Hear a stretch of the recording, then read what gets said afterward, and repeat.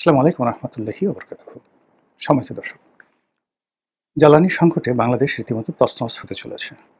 অর্থনীতি, সমাজ, ব্যবসা-বাণিজ্য, রাষ্ট্রীয় উৎপাদন এবং জাতীয় উৎপাদন এবং সর্বোপরি মানুষের যে শৃঙ্খলা, সরকারের আত্মবিশ্বাস, জনগণের আত্মবিশ্বাস সবকিছু জ্বালানির সঙ্গে সম্পৃক্ত। আমাদের যে জ্বালানি সেক্টর, এই জ্বালানি সেক্টরের বিদ্যুৎ, গ্যাস, গ্যাস মানে প্রাকৃতিক গ্যাস যেটা আমরা নিজেরা এখানে উৎপন্ন করি, সেই প্রাকৃতিক গ্যাস যেটা দিয়ে এই চুলা জ্বলে বিদ্যুৎ উৎপন্ন হয়। এরপর সেই যে প্রাকৃতিক গ্যাস এটাকে আমরা আবার সিএনজি করি। সিএনজি করে সেই সিএনজিগুলো যে ফিলিং স্টেশন রয়েছে তার মাধ্যমে আমরা বিভিন্ন সিলিন্ডারে আমরা সেই সিএনজি সরবরাহ করি। এটাকে আবার আওয়ামী লীগ সরকার সেই জ্বালানির যে অর্থাৎ বিদ্যুৎ, তেল, গ্যাস এটার আবার আরেকটা জিনিস তারা শুরু করেছে, সেটা হলো এলএনজি। এলএনজির বাইরে আবার আরেকটা রয়েছে, সেটা হলো এলপিজি। এলপিজি এবং এলএনজি এই দুটো আওয়ামী লীগ সরকার নতুন আমাদের যে জ্বালানির যে ডাইভার্সিফিকেশন, সেই ডাইভার্সিফিকেশনে তারা বিকল্প হিসেবে এই দুটো সেক্টরকে তারা অন্তর্ভুক্ত করেছে। ফলে একটা সময় এই ঢাকা শহরে রান্না বাড়ার কাজে 100% যে প্রাকৃতিক গ্যাস যেটা আমাদের নিজস্ব ছিল, চুলা জ্বলত, সেটা মানে যাকে বলা হয় সেই প্রাকৃতিক গ্যাসের উপর নির্ভর করতে হতো, যেটা পরবর্তীতে এলএনজিতে রূপান্তরিত করা হলো। আর আমরা যে পেট্রোল, ডিজেল, অকটেন এগুলোর মাধ্যমে যে গাড়িগুলো চালাতাম, সেখানে আমরা ওই সিএনজি আমরা রূপান্তর করলাম। এটা সরকারের মাধ্যমে করা হলো। আচ্ছা, কিন্তু বিশ্বে এই জ্বালানির ভাইব্রেশনের কারণে, অবস্থার কারণে এবং অনেকগুলো রূপান্তর হওয়ার কারণে এখন এলএনজি এবং এলপিজি এই দুটো অপরিহার্য হয়ে যখন পড়লো, তখন শেখ হাসিনার সরকার এই এলএনজি এবং এলপিজিতে ব্যাপক বিনিয়োগ করে এই দুটো সেক্টর উন্মুক্ত করলো। তাহলে আপনি চিন্তা করুন যে আমরা যে বায়োফুয়েল যেটাকে বলা হয়, সেখানে কেরোসিন তেল, ডিজেল, ফার্নেস অয়েল, তারপরে শেষে অকটেন, পেট্রোল, এইভাবে আমরা এগুলো দিয়ে আমরা গাড়ি ঘোড়া, মিল, কলকারখানা এগুলো সব চালাচ্ছি। এর সঙ্গে প্লেন চলছে জেট ফুয়েলের মাধ্যমে। আচ্ছা, আর প্রাকৃতিক গ্যাসে যে প্রতিষ্ঠানগুলো চলতো, মানে গ্যাস নির্ভর, যেমন জেনারেটর, বয়লার, বিভিন্ন বিশেষ করে শিল্প কলকারখানাগুলোতে এটা খুবই গুরুত্বপূর্ণ। প্রাকৃতিক ন্যাচারাল গ্যাস দেওয়া হয় না। তো এখানে সেই আমাদের যে ন্যাচারাল গ্যাস, ওখানে যে পাইপলাইন দেওয়া আছে, যেটা তিতাসের মাধ্যমে বা বাংলাদেশ গ্যাস ডিস্ট্রিবিউশন কোম্পানির মাধ্যমে, পেট্রো বাংলার মাধ্যমে, এই জায়গাটাতে প্রাকৃতিক গ্যাসের সাথে সাথে এখানে এলএনজি দেওয়া হলো। অর্থাৎ সেম জিনিস দিয়ে আমরা সেই গ্যাসগুলো পাচ্ছি। অর্থাৎ আমাদের বাংলাদেশের প্রাকৃতিক গ্যাস আর একটা বিদেশ থেকে আমদানি কিন্তু এলএনজি। এই এলএনজি সরবরাহ করার জন্য দুটো টার্মিনাল আবার তৈরি করা হলো। এটা আওয়ামী লীগ আমলে তৈরি করা হয়েছে দুটো। একটি টার্মিনাল একটা মার্কিন কোম্পানিকে দেওয়া হয়, যে কোম্পানিতে এখন পিটার ডি হাস কাজ করছেন। আরেকটি এলএনজির যে টার্মিনাল, সেই টার্মিনালটি দেওয়া হয় সেই সামিট গ্রুপকে। এই দুটো এখন আছে। এর বাইরে এস আলমকে দেওয়া হয়েছিল, সালমানকে দেওয়া হয়েছিল, এরকম এগুলো চালু হয়েছে কি না আমি বলতে পারবো না। তো সব মিলিয়ে আওয়ামী লীগ যে জ্বালানি নিরাপত্তা গড়ে তুলেছিল, বেল্ট গড়ে তুলেছিল, সেটা আনইন্টারাপ্ট ছিল। অর্থাৎ আমাদের যা প্রয়োজন ছিল, বিদ্যুৎ প্রয়োজন ছিল ধরেন 18,000 মেগাওয়াট, তারা উৎপাদন করার ক্ষমতা দিয়ে গেছিল অ্যাটলিস্ট ধরেন 30,000 মেগাওয়াট। এরপর আমাদের প্রাকৃতিক গ্যাস, সিএনজি, এলএনজি, এলপিজি এগুলো বিদেশ থেকে এসে আমাদের প্রয়োজন মেটানোর জন্য যে ধরনের সিস্টেম থাকা দরকার, মোটামুটি একমাত্র প্রাকৃতিক গ্যাস এবং এলএনজির এই সরবরাহটা আওয়ামী লীগ 60% করতে পেরেছিল। 40% এখানে লোডশেডিং হতো, মানে ফ্যাক্টরিগুলো ঠিকমতো গ্যাস পেত না। ডাইং ফ্যাক্টরিগুলো, বিদ্যুৎ ফ্যাক্টরি, মানে কারখানাগুলো, সার কারখানাগুলো ঠিকমতো পেত না। ওইটা এলএনজি মানে দুটো টার্মিনাল, এখন যদি আরও 4-5টা টার্মিনাল নিয়োগ মানে তৈরি করা যেত, তাহলে হয়তো এখানে শতভাগ সফলতা অর্জন করা যেত।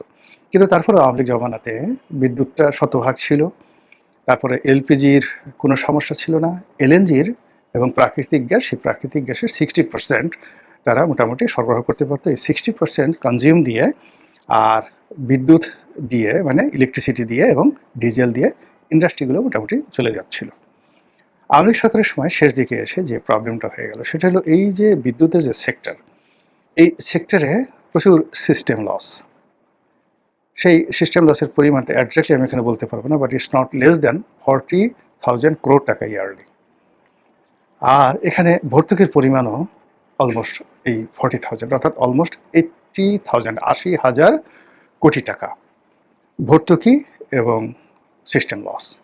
এখন সেই ভর্তুকিটা প্রথমত যারা বিদ্যুৎ উৎপন্ন করছে, এলএনজি সরবরাহ করছে, তাদের সাথে পেট্রোবাংলা চুক্তি, পেট্রোবাংলার সঙ্গে পিডিবির চুক্তি, পিডিবির সঙ্গে পল্লী বিদ্যুতের চুক্তি, আবার গ্রাহক পর্যায়ে থেকে সেগুলো কালেকশন করার পর সেগুলো আবার ভ্যাট হিসেবে সরকারকে পেমেন্ট করা, ট্যাক্স হিসেবে কাস্টমসকে পেমেন্ট করা, এই সব কিছুটা চক্রের মধ্যে দেখা গেল 80,000 কোটি টাকা বের হয়ে যেত। অর্থাৎ জনগণ দিত, কিন্তু জনগণ দেওয়ার পরে এই 80,000 কোটি টাকা সামহাও চুরি চামারি এখানে হয়ে যাচ্ছিল। তো এই চুরি চামারির সাথে সাথে আবার যেটা ছিল, এই মানে প্রতিষ্ঠানগুলো তৈরি করার জন্য বিশাল বিনিয়োগ, সরকারি বিনিয়োগ, বেসরকারি বিনিয়োগ এবং তার সাথে ব্যাংকগুলো তৈরি করেছে। ফলে এই পুরো জ্বালানি সেক্টরে আওয়ামী লীগ জমানাতে একটা হিউজ প্রবলেম তৈরি হয়েছিল এবং সেই প্রবলেমের কারণে সরকারের শেষ সময়টাতে এসে দেখা গেল যে বৈদেশিক ঋণ, আমদানি, এলসি করা এবং ব্যাংকিং প্রবলেমের কারণে এমন অবস্থা হয়ে গেল যে সোনালী ব্যাংক, জনতা ব্যাংক, অগ্রণী ব্যাংক, পেট্রোবাংলার কোনো এলসি, ডিজেল, ফুয়েল এগুলো আমদানি করার জন্য তারা এলসি খুলতে পারছে না, সরকার টাকা দিতে পারছে না। আবার সরকার বাংলাদেশ ব্যাংক থেকে গ্যারান্টি দেওয়ার পরেও বিদেশের যে ব্যাংকগুলো, সেটা বাংলাদেশের এই ব্যাংকগুলোর এলসি তারা নিত না। এখানে 1% standard chartered bank, city bank এনে এদের মাধ্যমে সেই গ্যারান্টি দিতে হতো, থার্ড পার্টি গ্যারান্টি দিতে হতো। ফলে ওই সময়টিতে সক্ষমতা 30,000 মেগাওয়াটের সক্ষমতা থাকা সত্ত্বেও সরকার প্রায় 2,000 মেগাওয়াট সেই যাকে বলা হয় লোডশেডিং করতে বাধ্য হয়েছিল। এবং নসরুল হামিদ বিপু তখন মঞ্চে ছিলেন, তখন তিনি বলেছিলেন যে এটা সাময়িক, বিকজ আমরা এখন এলসি করতে পারছি না, বিদ্যুতের জন্য পর্যাপ্ত আমরা জ্বালানি আনতে পারছি না, না পারার কারণে অনেকগুলো মানে আমাদের যে প্রতিষ্ঠানকে বসিয়ে রাখতে হচ্ছে এবং বসিয়ে বসিয়ে আমাদেরকে দিতে হচ্ছে। ফলে 2-3 মাস ভীষণ রকম কিন্তু বিদ্যুতের সমস্যা হয়েছিল। কিন্তু সামহাও এই একই স্ট্রাকচারের মধ্যে থেকেও ডক্টর মোহাম্মদ ইউনূসের জামানাতে এই আওয়ামী লীগের যে স্ট্রাকচার যা আমি বললাম, এটা তারা 1 মেগাওয়াট বাড়ায়নি, কমায় নাই, কোনো কিছু বন্ধ করেনি, কিন্তু টোটাল সিস্টেমটা কিন্তু তারা 18 মাস চালিয়ে নিয়েছিল। ফলে এই 18 মাসে আমরা কোনো পেট্রোল পাম্পে সিএনজির সমস্যা ছিল না, এলএনজির সমস্যা ছিল না, এলপিজির সমস্যা ছিল না, এমনকি ন্যাচারাল গ্যাসের সমস্যা ছিল না, বিদ্যুতের লোডশেডিং ছিল না। এটা ডক্টর মোহাম্মদ ইউনূসের জামানাতে হোয়াট এভার মেবি তারা কিন্তু সেটা চালিয়ে গেছে, প্রশংসার দাবিদার। আবার একইভাবে হাসিনা, শেখ হাসিনার জমানাতে 17 বছর এই সমস্যাগুলো ছিল, বাট তারা এগুলো ম্যানেজ করে ফেলছে। তো ম্যানেজ করার কারণে মানে জনগণ তৃপ্ত। কীভাবে এটা কী হলো, তারা এভাবে খুশি থেকে গালাগালি করতো যে এই শেখ হাসিনা এই অমুকরে ক্যাপটিভ পাওয়ার দিয়েছে, অমুকরে ওটা দিয়েছে, এখানে 1,000 কোটি টাকা ব্যবসা হয়েছে, এগুলো শুনতো আর গালাগালি করতো। কিন্তু ঘরে বিদ্যুৎ আসতেছে, গাড়িগুলো ঠিকমতো চলতেছে, ফ্যাক্টরি চলছে, ব্যবসা বাণিজ্য হচ্ছে, যার জন্য মানুষ সেই গালাগালির মধ্যেই সীমাবদ্ধ ছিল, কিন্তু বিক্ষুব্ধ ছিল না। কিন্তু তারেক রহমান সাহেবের সরকার আসার সঙ্গে সঙ্গে দেখা গেল যে ইউনূস সরকারের 18 মাসের ধারাবাহিকতা আর বিগত সরকারের 15 বছরের ধারাবাহিকতা, টোটাল 17 বছরের সব কিছু মানে গত 7 মাসে রীতিমতো মুখ থুবড়ে পড়েছে। এখন সরকার খোলামেলা আগের মতো বলছে না। পত্রপত্রিকাগুলো খোলামেলাভাবে আওয়ামী লীগ জমানাতে বা ইউনূসের জমানাতে যেভাবে রাষ্ট্রের অনেক গুরুত্বপূর্ণ বিষয় লিখতে পারত, কোন ব্যাংকের এলসির অবস্থা কী, কোন ব্যাংক এলসি করতে পারছে না, আন্তর্জাতিক কোন ব্যাংকগুলো আমাদের এলসি গ্রহণ করছে না, এই ধরনের কোনো খবর ইন ডিটেলস আমরা লোকাল কোনো পত্রপত্রিকার মাধ্যমে পাচ্ছি না। আর এই বিষয়গুলো মানে আন্তর্জাতিক মিডিয়াতেও ওইভাবে আসছে না। আর যেহেতু বিষয়গুলো অত্যন্ত টেকনিক্যাল, আমরা যারা এখানে কন্টেন্ট ক্রিয়েট করি, আমরা ইন ডিটেলস এই জিনিসগুলো এনে তারপরে সাংবাদিকদের মতো অনুসন্ধানী করে টু দি পয়েন্টে এইগুলো নিয়ে রিপোর্ট করব, ঠিক ওইরকম অবস্থা আমাদের দেশে আসলে কন্টেন্ট ক্রিয়েশনটা আমাদের দেশে এখন পর্যন্ত গড়ে ওঠেনি। ফলে পুরো বিদ্যুৎ এবং জ্বালানি সেক্টরে সত্যিকার অর্থে কী হচ্ছে, এখানে এখন ভর্তুকি কত দিতে হচ্ছে, এখানে প্রয়োজন কী পরিমাণ জ্বালানি প্রয়োজন, আমরা আনতে পারছি কী পরিমাণ, এটা কি আমাদের লোকাল টাকার অভাব, আমাদের নাকি আমরা আন্তর্জাতিক বাজারে জ্বালানি পাচ্ছি না, আমরা টাকার জন্য আনতে পারছি না। আমাদের কি এই বিদ্যুৎ সেক্টরে কি কত হাজার কোটি টাকা বকেয়া পড়েছে, পাবলিক এগুলো দিতে পারছে না, কোন কোন ইন্ডাস্ট্রিতে কত পাওনা আছে, ইন ডিটেলস একটা ক্লিয়ার পিকচার এবং আমাদের হাতে নেই, এবং সেই পিকচারগুলোর মধ্যে একটা ডট তৈরি করতে পারছি না, মানে একটা গ্রাফ তৈরি করতে পারছি না, ফলে আমরা জানি না। আমরা যেটা দেখতে পাচ্ছি সেটা হলো ঘন ঘন বিদ্যুৎ যাচ্ছে। আমরা যেটা দেখতে পাচ্ছি যে কয়দিন আগে ডিজেলের সমস্যা গেল, অকটেনের সমস্যা গেল, পেট্রোলের সমস্যা গেল, তারপরে এলএনজির সমস্যা গেল, এলপিজির সমস্যা গেল, এখন সব কিছুর সমস্যা। লোডশেডিং দিদারসে চলছে, এলপিজির টার্মিনাল একটা বন্ধ আছে, ফ্যাক্টরিগুলো গ্যাস পাচ্ছে না, সারাটা রাত মানে হাজার হাজার কর্মী নিয়ে কখন গ্যাস আসবে, মাল নিয়ে তখন ডাইং হবে, প্রিন্টিং হবে, বয়লার চলবে, স্টিম চলবে, টোটাল টেক্সটাইল সেক্টরটা বসে আছে এই সরকার আসার পর থেকেই। এবং শান্তিতে, মানে এখানে যারা স্পিনিং মিল চালাচ্ছে, যারা ডাইং ফ্যাক্টরি চালাচ্ছে, যারা কম্পোজিট টেক্সটাইল চালাচ্ছেন, যারা গার্মেন্টস ফ্যাক্টরিতে চালাচ্ছেন, বড় গার্মেন্টস ফ্যাক্টরি যাদেরকে স্টিম আয়রন লাগে, এবং এই ডুয়েল ফুয়েল দিয়ে যারা চালাতে পারছে না, ডিজেল যাদের নাই, কিংবা ডিজেল আছে, ডিজেলে অনেক কস্টিং চলে যাচ্ছে, আবার সেই ডিজেলও তারা ঠিকমতো পাচ্ছেন না, ব্যাংক সাপোর্ট দিতে পারছে না, ইলেকট্রিসিটি সাপোর্ট দিতে পারছে না, ডিজেল পাওয়া যাচ্ছে না, সব মিলিয়ে একটা ফ্রাস্ট্রেশন, পুরো ব্যবসা বাণিজ্যে একটা ফ্রাস্ট্রেশন ছড়িয়ে পড়েছে। এর বাইরে যদি আপনি পরিবারগুলো ধরেন, এখন যে পরিবারগুলো গ্রামে থাকে, কেউ অসুস্থ, কেউ রুগী, কেউ হয়তো বৃদ্ধা, কেউ শিশু, নবজাতক, গ্রামাঞ্চলে হাসপাতাল আছে, ক্লিনিক আছে, প্যাথোলজি আছে, পুরো যে সিস্টেমটা আধুনিক সভ্যতার গড়ে উঠছে, যেখানে বিদ্যুৎ ছাড়া আসলে কোনো কিছু কল্পনা করা যায় না, এখন এই লোডশেডিংয়ের কারণে প্রায় সব জায়গাতেই সমস্যা এবং সব জায়গাতেই হতাশা ছড়িয়ে পড়েছে, এবং ক্রমশ মানুষ বিক্ষুব্ধ হয়ে উঠছে। বিভিন্ন জায়গাতে সেই বিদ্যুৎ অফিসগুলো ঘেরাও করা হচ্ছে, বিদ্যুৎ বিভাগের লোকদেরকে মারধর করা হচ্ছে, তাদের নিরাপত্তার জন্য থানা পুলিশ যাচ্ছে, কিন্তু কোনো উপকার হচ্ছে না।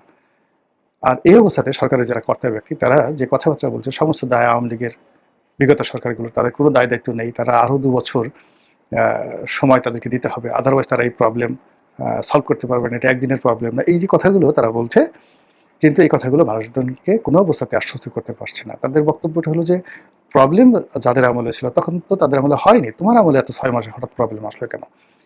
প্রবলেম হয়তো ইউনূসের জমানাতে হওয়ার কথা। ডক্টর মোহাম্মদ ইউনূসের লোক নাই, জোর নাই, ঢাল নাই, তলোয়ার নাই, নিধিরাম সর্দার, তো তিনি যদি এটা সুন্দরভাবে চালাতে পারেন, তা তোমরা কেন পারছো না? একেবারে আমজনতা এভাবে গালাগাল করছে। অন্যদিকে যেটা আসছে যে আগামী 2 বছর তোমরা কি সমাধান করবে? তোমরা তো এই গত 6 মাসে ডে বাই ডে তোমাদের অবস্থা খারাপ হচ্ছে। আগামী 6 মাসে তো এটা আইসিইউতে চলে যাবে। 2 বছরে এটার অস্তিত্ব থাকবে কিনা? 2 বছরে তোমরা ক্ষমতায় থাকবে কিনা?